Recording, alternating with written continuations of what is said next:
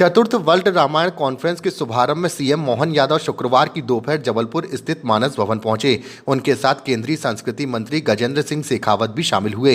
इसके अलावा लोक निर्माण मंत्री राकेश सिंह, राज्यसभा सांसद सुमित्रा वाल्मीकि व पद्म भूषण डेविड फ्रॉले भी मौजूद रहे। इसमें रोजाना शाम 5 बजे से सुंदरकांड पाठ होंगे और 2 और 3 जनवरी को जगत गुरु स्वामी रामाभद्राचार्य महाराज और 4 जनवरी को बाबा कल्याणदास महाराज आध्यात्मिक सत्र का संबोधन करेंगे। जीवन पे भगवान रामायण, वाल्मीकि रामायण, कदम्ब रामायण, तुलसी महाराज की रामायण, रामायण पे ऊपर देश के अंदर कौन सी ऐसी भाषा है जहां अनुवाद नहीं हुआ, भगवान राम के जीवन चरित्र को गाया नहीं गया। और हमारे न केवल देश में बल्कि दुनिया के अंदर सर्वाधिक जिस पवित्र ग्रंथ की चर्चा होती है वो ऐसे प्रमुख ग्रंथों में से रामायण एक पवित्र ग्रंथ है।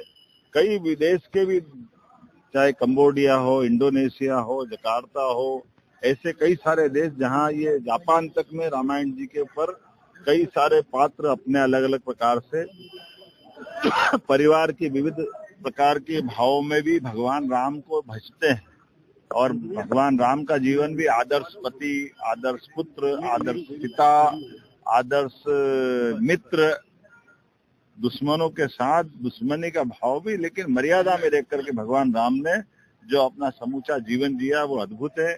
मैं आज जाबालीपुरम की ऋषि धरती जबलपुर में, जब यहाँ रामायण जी का मेला हो रहा है, मध्य प्रदेश सरकार भी उसकी सह प्रायोजक है। माननीय हमारे पूर्व मंत्री, माननीय विधायक अजय विश्नोई जी और डॉक्टर अखिलेश जी, गुमास्ता जी, ज्ञानेश्वरी दीदी और बहुत सारे लोग मिलकर के हर 3 साल बाद एक आयोजन करते हैं और उस आयोजन के अंदर देश भर के, दुनिया भर के विद्वानों को आमंत्रित करते हैं।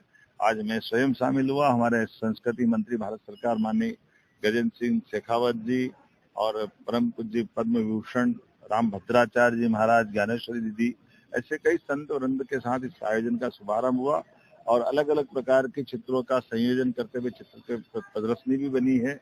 और भगवान की चर्चा के माध्यम से आज का दौर तो और आनंद में है, जब हम सब उम्मीद करते हैं कि जब भगवान राम अयोध्या में मुस्कुरा रहे हैं, उनके जीवन के सारी बातों को लेकर के समाज में एक बार फिर उन सारी बातों को पुनर्स्थापित करने की आवश्यकता जो समूची मानवता के लिए धन्य करती है। मेरी अपनी ओर से बधाई।